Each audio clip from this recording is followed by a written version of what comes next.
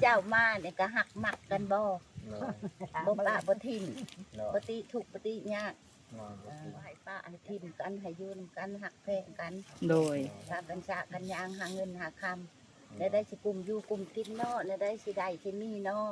ถ้ากันให้จะต้นเงินนี่ได้แม่นมาทุกยากแล้วไปสิไปหาสิได้บ้านยาวกับกัน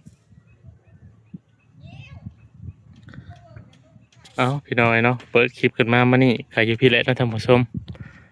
บ้านไม่ตู้คำเนาะพี่น้องเนาะเข้ามาเป็นครั้งที่2มาท่านผู้ชมบริเข้ามาก็ถือว่าโดนเติบเลยแหละพี่น้องตั้งแต่เพิ่นท่านได้เฮ็ดเฮือนเนาะแต่มาบัดนี้ก็ถือว่าแล้วพี่น้อยก็ยังปูกระเบื้องแล้วก็ติดพวกปานพวกหยังนั่นแหละเนาะโดยพอดีเข้ามานี่ก็สิมาพาพ่อพี่น้องมาครับฟังเนาะเรื่องที่ว่าน้องพงกับน้องวันทองนั่นแหละพี่น้อยได้ยินข่าวว่าจังใดสิแต่งงานบอกเลยว่านั่นใดเนาะเฮากับบ่ฮู้พี่น้องเฮากับบ่ฮู้เรื่องฮู้ราวนํเขาเจ้าดอกพี่น้อยว่าที่ก็เลยสิเข้ามาฟังนำเพิ่นนั่นแหละพี่น้อยเนาะว่าเพิ่นสิเว้าจังใดแน่เนาะโดยป้าพี่น้องเดี๋ยวบ่ที่สิพาให้พี่น้องเข้าไปฟังนำกันเนาะว่าเพิ่นเว้าเรื่องกันหยังพี่น้อยโดยโอเคเนาะคือว่าพร้อมหน้าพร้อมตากันแล้วพี่น้องเอ้ยนอกประเทศเนาะโดยเอาคือว่าจะมีทางไม่เท่าคำเนาะแล้วก็ปลาทองพี่น้องเอ้ยแล้วก็มีทางไม่ใหญ่แล้วก็มีทางผู้เฒ่าคูณน้ำพี่น้องเนาะแล้วก็สั่งเปลี่ยนน้องพวงน้องวันทองพี่น้องเอ้ยถือว่ามาพร้อมหน้าพร้อมตากันเลยก็ไม่เท่าคำพื้นที่ว่าเท่าใดพี่น้องเอ้ยเพราะว่าในตู้เพิ่นก็นัดบ่าวพามีเนาะแล้วก็นัดปลาทองพี่น้องเอ้ยว่ามาเว้ากันเรื่องของนี่แหละนี่เนาะน้องภูวงนี่แหละกับวันทองนะโดยให้แม่เท่าคำเป็นคนเว้าก็ได้หรือว่าไม่ใหญ่ก็ได้โดยที่เจ้ามาเนี่ยก็หักหมักกันบ่ปะบ่ทิ่มปฏิทุกปฏิยากแล้วก็บ่ให้ป้าให้ทิ่มกันให้ยืนกันหักแพงกันโดยถ้ากันชะกันยางหาเงินหาคำและได้สิกลุ่มอยู่กลุ่มกินเนาะและได้สิได้ที่มีเนาะถ้ากันเฮ็ดบ่ให้จะต้นเงินนี่ได้แม่นมาทุกยากแล้วไปสิไปหาสิได้บ้านยาวกับกัน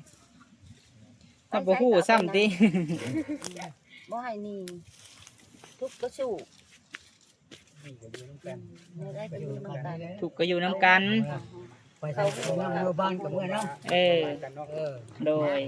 ถูกซุกก็อยู่น้ำกันเพราะว่าเลือกแล้วน้องเอ๋ยระหว่างวันทองหรือว่าภูวงเนาะประเทศเนาะโดยแมนเพราะว่าพวกน้องเลือกเองเรื่องความหักนี่เพราะว่าพวกเฮากับมีแต่ว่าถามเนาะว่าเป็นแนวใดหั่นนะมักหักกันแท้บ่พร้อมสิเอาอีหลีบ่หั่นนะก็ได้เว้าแล้วพี่น้องเนาะผ่านมาหันเนาะไม่เท่าคำเนาะโดย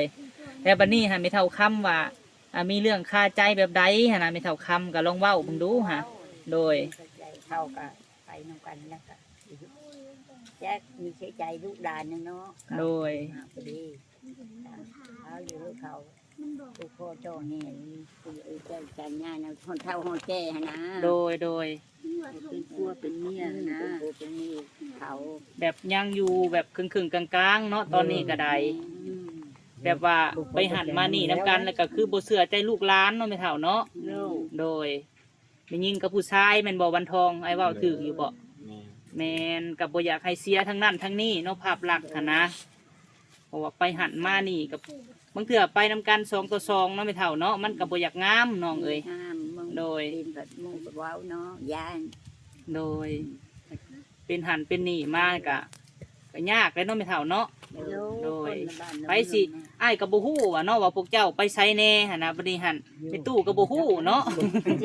โดยไปหาสิได้กะละแม่นเพราะว่าไปสิไปนำตลอดเนาะธรรมดาเลยไปใช้มาใช้ค่ายคือไปบุญไปศีลนำกับเฮากับบ่ฮู้เนาะไอ้เปียนเนาะไปไม่เท่าคำน่ะคาใจตัวนี้บ่แม่นเท่าโยเนาะ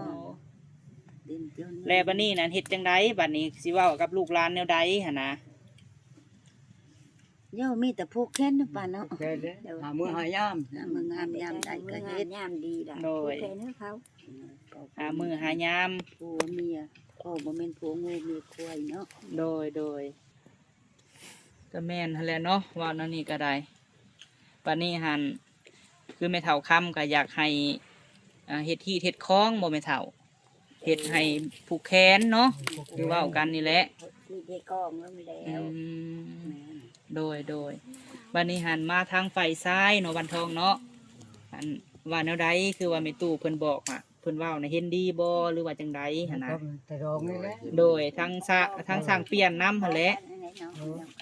โดยเพราะว่าวันทองเพิ่นก็บ่มีไผได้มีแต่ลุงนี่แหละพี่น้องลุงเปลี่ยนนั่นแหละ มีพูนทางหน้าแล้วก็ค่อยได้ โดย คนเดียวอยู่ เป็นจังไดซะไอเปลี่ยนทางฝ่ายยิงเพิ่นว่าจังซี่หั่นน่ะ ตัวนี้ไปกินเนาะ บ่คีนบ่ กินเป็นแหละ โดยเว่าดังๆให้เด้อไม่อย่าบ่ถึง เว้าได้ก็เพิ่นเว้าได้ก็เว้านำนะ โด น้องเนาะ ย ตามเพิ่น เออ อันนี้แหละ โดย มักเนาะเพิ่นว่ามึงบ่จบบ่งามก็จะเป็นกับผูกคอเตาแกนก็เป็นไปตามอีตามข้อมันแล้วไปนะ โดย มันอันนี้ เฮากับผมบ่ได้ไปนํเขาตลอดเนาะก็คือว่าแล้วไผก็อยู่ในนี่พี่น้องเอ้ย แล้วก็ ตัวนี้เป็นดอก แม่นนี่ก็อยากให้มันจบงามทั้งสองฝ่ายเนาะแม่ตู้เนาะ เออ บัดนี้หั่นเฮาแบบมีจดอันจังไดใบน้ำตาลเรียบร้อยเป็นผัวเป็นเมียกันเรียบร้อยแล้วเฮาสิไปไสมันก็ได้เนาะแม่ตู้เนาะ เออ เอาสมมุติวันทองเมื่อก้นมันบ่หรือเมื่อปากเซ่เสาแหล่เมื่อนํก็ได้เนาะอันนี้บ่ที่ว่าเจ้าคิดนะแม่เฒ่าเออ มือผัดดินน้ำมือน้ำนี่ โดย กูก็เจ้าแขน ผูกคอตัวแคนเห็ดคล้องวันทองเอ้ย ข้อง แต่บัดนี้หันเป็นจังไดทางน้องวันทองแหละตอนนี้นั่น เตรียมพร้อม เตรียมพร้อมบ่หรือว่าจังไดหั่นน่ะ ทำให้ดีพร้อม โดย เออเนี่ยได้กันเพิ่นเว้าได้แล้วก็พร้อมเนาะ เงินเข้าได้นั่นนะ เป็นดีนํแต่ตอนนี้หาน้องมีแล้วบ่ที่ว่าเฮาเว้ากันแต่ก่อนหันหั่นน่ะ ยังบ่ทันมี ยังบ่ทันมี โดยกำลังว่าสิเลี้ยงให้เพิ่นเอาให้ทางบอลเฮ็ดเวียก โอ้ทางบนเฮ็ดเวียกอันนี้ฟังนำกันเด้อแม่ตู้เด้อน้องก็บ่ทันมีแต่ว่าสิโทรเอาน้ำหัวหน้า แม่น โอ้ เอาไปก่อน โดย และไม่เท่าบันนี้หันคือตอนตะกี้นะเขาเว่ากันว่าเงินน่ะ10 ล้านเนาะขาดองเนาะคำน่ะ2 สลึงเนาะไม่เท่าเนาะ เออ และกับหมูน่ะตัวหนึ่งหมูฮีดแม่นบ่และบันนี้หันคือว่าอยากให้เพิ่นผูกแขนนี่แหละ เรื่องคำเรื่องหยังที่ว่าน้องเพิ่นยังหาบ่ได้ให้ได้สาไม่เท่า หาไม่ได้ก็ถ้าว่าหาเท่าตำลัง ถอกกำลังเนาะ เบิ่งคิดล้านเนี่ยโป่งอืม เงิน10 ล้านและกับหมูตัวหนึ่งน่ะให้โปงมือที่ว่าผูกแขนหันเนาะ แม่นแขนหัน ก็ได้จดใบน้ำตาลในบ้านเท่าแก่มาฟังน้ำกันเนาะไม่เท่าเนาะ แม่นั้น โดย โอ้โหหาพุ่น โดยแต่วันทองกะสิว่าจังได้หั่นล่ะ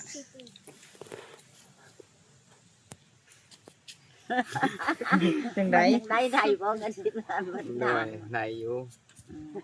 อันนี้หันไม่เท่ากับบ่ได้ว่าบังคับดอกล่ะเพราะว่าเฮากับคนกันเองเนาะนับถือกันแบบคืออันลูกคือเต้านี่แหละ ทำไปอันนั้น โดย มันเข้าใจ40 ล้าน50 ล้านคำว่า แก้เป็นจองอย่างเดียว อันนี้จะหักเพนการขึ้นเงินไปก็มันบ่มี อันนี้หันไม่เท่าเพิ่นก็คิดเห็นหั่นแหละล่ะอยู่ เห็นโอ้ยคำคือเด่นเสือ30 ล้าน40 ล้านคือเขาว่าหั่นแหละ แม่ เนาะ น พุ่นอันนี้นะเฮาก็จะได้โคน ปลาทองได้สาผู้เป็นแม่น่ะคือบ่ได้เว้าหยังเลย จ้าเพิ่นเป็นเรื่องอันนี้ค่ะ เป็นจังได เพิ่นว่า พี่ได้ เตรียมกล้องพี่ตี้ ไหนกล้องอยู่พี่ เตรียมกล้องพี่ ชุดแล้ว เราก็เว่าบ่เป็นเนาะเออนั่นแหละก็เลยว่ามาเว้านํพี่น้องเอ้ย เจ้าเห็นดีบ่คือพวกเฮาเว้ากันปะทอง หลานค่ะ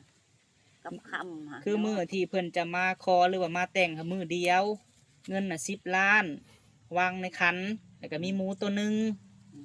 โดยแล้วก็ผูกแขนจุดใบน้ำตาลและบัดนี้เด็กน้อยเขาคิดมาหาได้ตัวคำ2 สลึงหันเขาก็จังสิมาปงความหมายน่ะเนาะไม่เท่าเนาะ เออ โดย แล้ว หาได้เพิ่นเนี่ยสิไปนี่ไปดีก็มันบ่มีใครกัน โดย สิดีมาให้ได้ ก็อันนี้ก็คิดเห็นทั้งนั้นทั้งนี้อยู่ ก็ไม่เท่าเพิ่นก็คิดเห็นล้านนั่นแหละ ถ้าว่าผู้บ่คิดเห็นนี่ก็คือบาทเดียวเลยแหละความหมาย โดย ไปเห็นกัน เขาก็ยังว่าว่ามีเอาหน่อยแท้เดี๋ยวโยครบคือเป็นการไฟกับบ่มีเนาะคือเขาเอาฮอด20 30 ล้านเป็นหยังเอาเฮาก็ คือเห็นเนาะลูกเต่าเนาะอยากใส่เขาได้เอาหน้าเอาใน แม่นหั่นแหละ มันจะได้แต่เงิน เนาะวันทอง จะได้แต่เงินจะได้ทั้งคนครับเชื่อแห้งเขา แม่น เกิดแต่เงินใคร แม่นแหละพี่น้องเอ้ยก็พอแล้วเฮ็ดที่เฮ็ดคลองเนาะมาคิดเบิ่งว่าเงิน10 ล้านพี่น้องเอ้ยคันสมมุติว่าเฮาเฮ็ดซื้อแนวอยู่แนวกินนี่แทบจะบ่พอได้พี่น้องเอ้ยเนาะแต่ถ้าว่าก็เฮ็ดหั่นนะโดย บ่แล้วเฮ็ดบ่ใหญ่แล้ว แม่น มาบ่กว้างปานนั้นมา ก็คือมื้อนั้นเฮาก็บ่ได้หาคนหลายดอกเนาะมีแต่ว่าหาใกล้เคียงที่ว่าสนิทกันปะทองเอ้ย จำนั้นแล้ว โดยหลักๆก็คือในบ้านหั่นแหละ ทำบ้านเท่าแก่ แม่นเฒ่าแก่ในโฮม ในบ้านนี่นะ พอบ่ได้คะนิ่งอันนี้แม่ตู้ค้ำกับคะนิ่งนำลูกหลานอยู่เนาะแนวเหลือแต่ละมื้อก็ แล้วก็กระปุกอีกก็เอาสิได้ซื้อกระปุกโลเอา ข้าวปุ้นบ่ฟ้าทางดองทางพี่นี่ยังขนาดนั้นข้าวปุ้นพี่น้อง โล เอ้ย กระปุกก็ต้องมีแล้วกระปุกเนาะ จักแลเนาะเบิ่งไปแหละ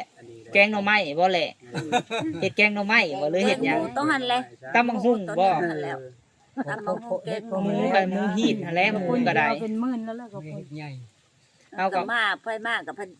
พ่อนั่นมันเฮ็ดน้อยนั่นก็ข้าวปุ้นนี่นะ โดย นี่นะ เกี่ยวข้าวนาวานนี่ก็ข้าวปุ้นค่อยงึดอะไรข้าวปุ้นกับข้าวเฟอันนี้บ้าน เอามันแซ่บเนาะเจ้ากะ อันเกี่ยวข้าวน้อยนั่นก็ข้าวปุ้นแล้วได้ โดย คำบอกเอาเป็นหมื่นก็เอาเป็นหมัดแล้วบ่ป้าข้าวปุ้น วันนี้ก็ 10 ล้านพอได้แต่ข้าวปุ้นข้าวรองเท เป็นมัดมีแต่คนเขาพี่เขา เด็กน้อยเด็กใหญ่ เอาเฮ็ดน้อยแม่ตู้เอ้ยบ่มีไผดอกล่ะเอ้ยมีแต่ว่าเฮ็ดน้อยได้อยู่แนวกินกะมีหยังก็กินนํกัน ทุกคณะแล้วมาจุดหัน แม่น พ พอมันแล้ว แล้วคือ วันนี้หันถ้าว่าแล้วเรียบร้อยฮีดคองประเพณีแล้วแล้ววันทองสิเมื่อนอนเฮือนเซาแหล่ผูกกับเมื่อหั่นน่ะบัดนี้คงเป็นผัวเมียเลยเด้ โดย ยังว่าตอนนี้เลยแม่นยังครึ่งๆกลางๆอยู่สิเมื่อนอนพุ่นกะ มันก็จักแนวไรหั่นนะเจียมหั่นนะความหมาย อันนี้แหละมันนั่นแหละนั่นแหละมีแต่อีคือมาแล้วเนี่ย นั่นแหละแม่นอยู่แม่ตู้เอ้ยปัดไปใส่ก็ยังเว้าง่ายๆเนาะสมมุติว่าถือผ้าคาท้องมาเอาวันทองเพิ่นเมื่อบ้านเพิ่นแล้วเลยหั่นนะคือไม่เท่าคิดจังซี่หั่นนะความหมายฮะก็แบบนี้ก็ดีแหละเอ้ยแต่วันทองกะ ถามพวกน้องแล้วเนาะพวกน้องมักกันเองเนาะ ใจพ ก็ ยา ไม่ ยาม ผู้แคนไม่ได้ไม่ชิบชองไม่บอก เจ้าผู้โฮมบ่เว้าหยังนี่ก็ฆ่าตายเลย วันนี้วันทองเอาสิถามวันทองนี่ก่อนเด้ออันคือผู้สาวนี่เฮ็ดอยู่เฮ็ดกินบ่เป็นนี่นะแกงหั่นแกงนี่บ่เป็นกันมักบ่มักหับได้บ่ โดน วันนี้หาครอบครัวเพิ่นได้ซะถ้าว่าเฮาฮักเมียเฮาเด้อน้องเด้อก็ฮักครอบครัวเพิ่นนำฮักน้องเพิ่นแน่แม่ก็เบิ่งกันแม่นเบิ่งกันลูกเคยก็ย่ามมีก็ให้แม่เฒ่ามีก็บิแบ่งให้ลูกเคยก็อันต่างคนต่างพึ่งพาอาศัยกันเนาะมีหยังก็เบิ่งกันน้องเอ้ยเพราะว่าจังไดน้องก็เลือกแล้วว่าสิมาเป็นเคยเฮือนหลังนี้เนาะเป็นเคยเฮือนยายทองอ้าวถึงว่าสิมีลูกหลายน้องหลายก็หับได้เนาะก็อันนี้ใจของน้องเนาะทั้งว่าน้องแหล่เด้ซะเจ้าพร้อมแล้วบ่ล่ะพร้อมแล้วเนาะให้น้องปะอันใจเก่าแล้วก็เอาใจใหม่เด้อบัดนี้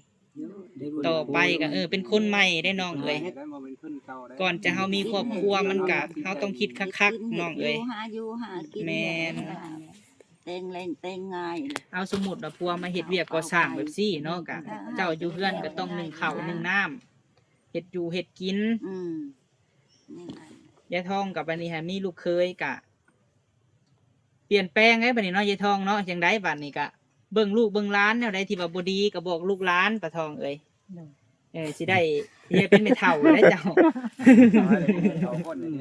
สิได้เป็นแม่เฒ่าแหละ ลูกไผ่ก็ได้ลูกไผ่ก็ได้แม่นลูกไผ่ก็ได้ล่ะ ลูกไผ่บ่ได้อันใดบ่ดีก็บอกลูกเคยบ่จบบ่งามก็บอกปะทองเอ้ยอันแหละไปบ่สร้างหยังบ่งามก็บอกกันหากวันทองเราก็มักเนาะเฮ็ดจังได๋เฮ็ดนั่นบ่ถูกเด้อลูกเอ้ยก็บอก แม่นวันนี้หันเรื่องเงินเรื่องหยังหันเจ้าสิเอาบ่อนอันกลมันบ่เจ้าว่าหั่นเนาะ โอ้ เสียวันคนมัน ตัวขาดองนี่เนาะ โดย วันนี้กะว่าเฮาเฮ็ดน้อยกะเล็กๆน้อยๆหั่นแหละเนาะเฒ่าแก่มาก็มีแนวอยู่แนวกินย่อเพิ่น โยเนี่ยนะ โดย ว่าน้อยอยู่ว่าน้อยเฮานี่2-3คนก็เฒ่าแก่เนาะปะทอง คือคนบ้านเฮาก็สิทอดเอาก็สิเว้ากับพูดแต่สำคัญคันสิบ่ฮอดเพิ่นเลยก็บ่ได้ บ่ได้แล้ว โดย บ่ได้แล้ว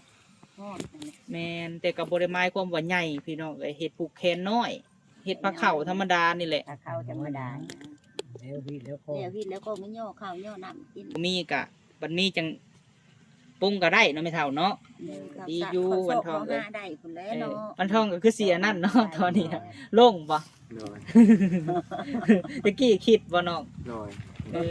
คิดว่าแนวใดฮะ คิด เป็น อยู่ ยันบ่มียันหาบ่ทัน ยันหาบ่ทัน โดย อันจำนี้ก็ยังบื้นๆอยู่เนาะจำนี้ก็ได้ เออ เดี๋ยวบ่มี มักเนาะเฮ็ดจังไดพี่น้องเอ้ยดีแล้วล่ะเอ้ยซำนี้ก็ได้ดีกว่าว่า เอากันบ่ได้ตบแต่งเนาะไม่เท่าเนาะ ไม่เอานั่น เออ เอาก็ยังมีเกียรติน้องเอ้ย มีได้ แม่น น้อยก็เอ็ดให้ มีแต่ว่าจังได้เรื่องมืองามยามดีนี่ให้เฮาหาบ่แม่เท่า เดี๋ยวหาแล้วเนาะไปหาเลย เออ จ้ะ หา ไป แล้ ล ว องไปนำลุงวงนั่นแหล้วเนาะมื้อเลิก ให้หาเนาะให้เฮาหา หานำลุงวงนั่นแห ให้ ละ หาเนาะ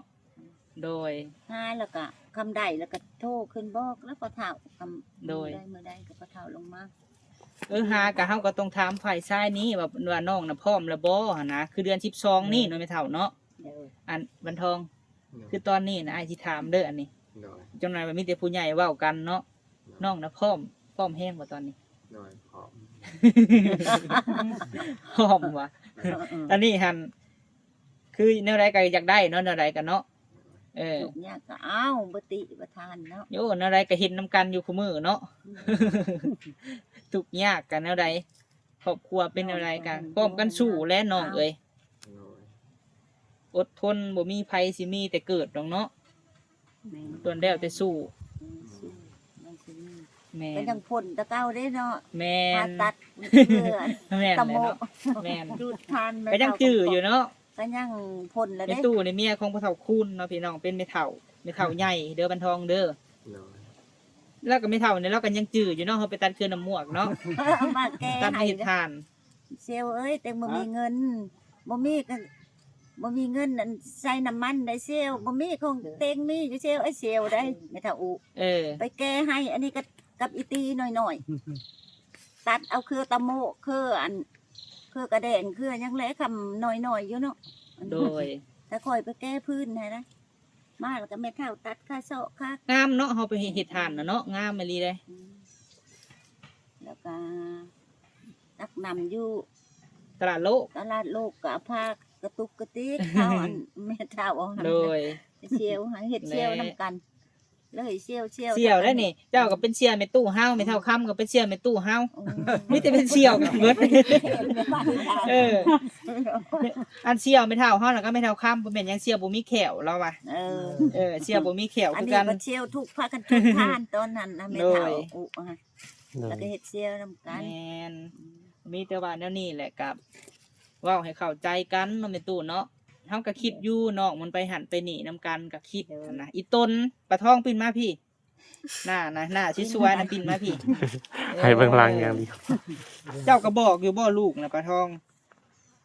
บ่ไปนำกันได้สู้เอ้ยว่ายังบ่ได้เป็นในนั้นการไปค่ำมามืดได้บอกลูกอยู่บ่บ่กล้าบ่ บ่กล้าแล้วจะได้ลูกเคยแฮงก็จะเขาเลยก็จะเขาเลยจะได้แฮง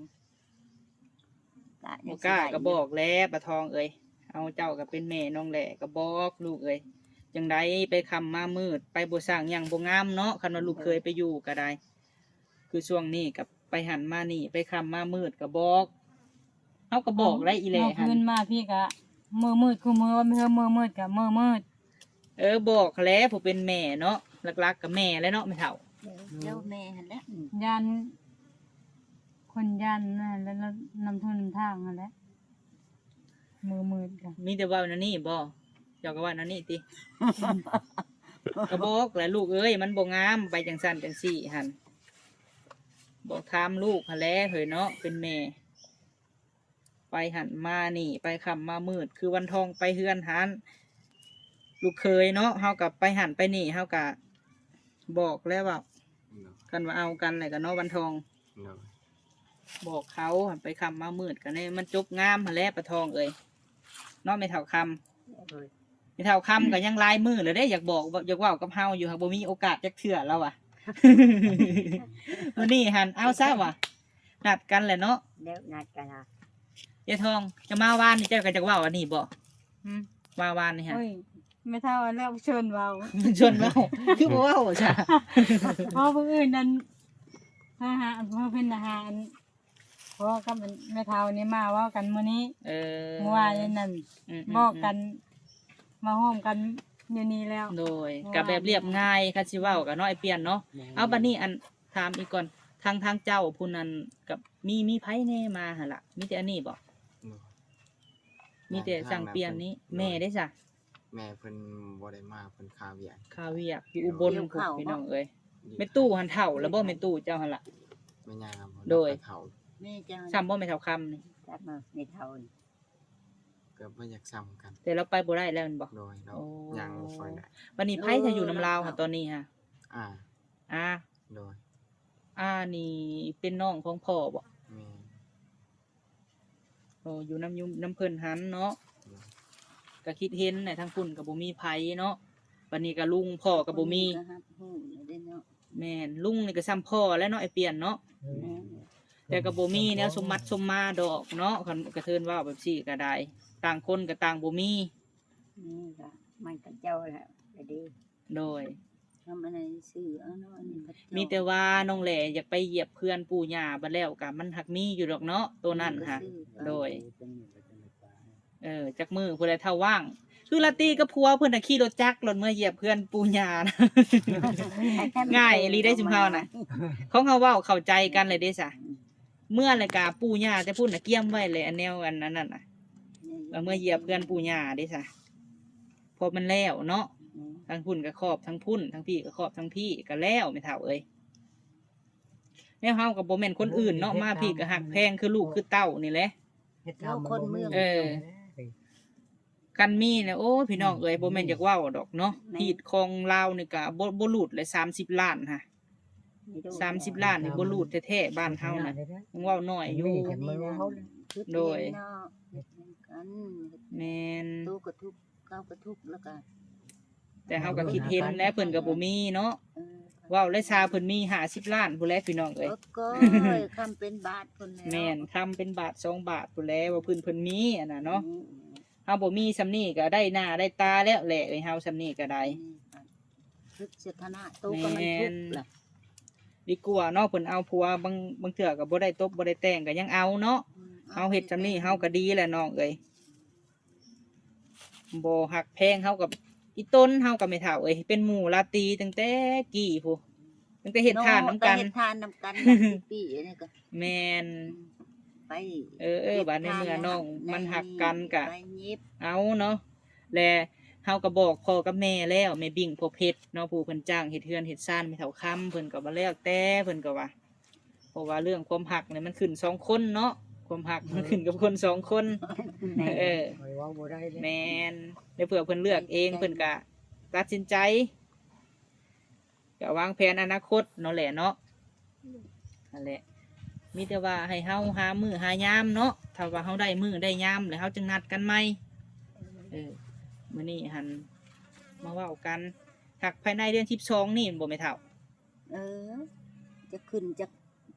พุ่นแล้วเนาะขึ้นแฮมพุ่นมาเนาะจังได๋จะไปหาพุ่นแล้วเนาะหามื้อพุ่นแล้วก็จะว่าแนี่ใด โดย อันนี้ คำว่ามันโจเด้อสิบอกเด้อคำว่าโจเลยมือขึ้นนี่แล้วโจสิหามือนี่ก็ยับขึ้นไปอีแฮมบ่ได้บ่มือใดดีหาเว้าแบบนี้เด้อ โดย ไปหามือ แล้ แล้ว วกันโจมออื่นมือฮื้อนี้มือให้มันยับขึ้นไปอีบ่มีบ่แฮมไปบ่มีบ่มือโจกเคยไปหาใด โดย เขา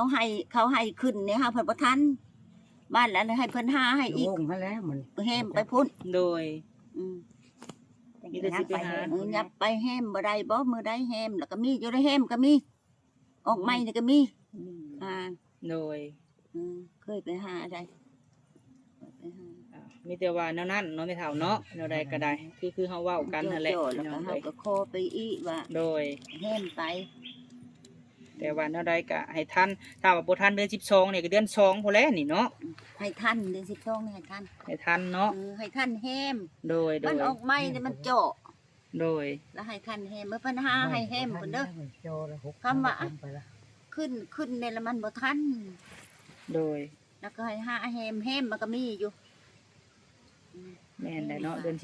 มีอยู่มึง 12เดือน12เดือน2เดือน4แม่นบ่เดือน6เนาะแต่งดองค่ะแม่นบ่ตามฮีตของลาวเฮาพี่น้องเอ้ย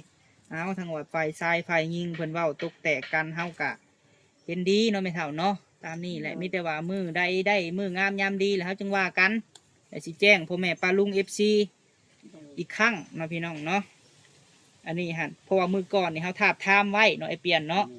บัดมื้อนี้ให้แม่เฒ่าค้ำไว้หามื้อจบมื้องาม หามือแห้ง โดย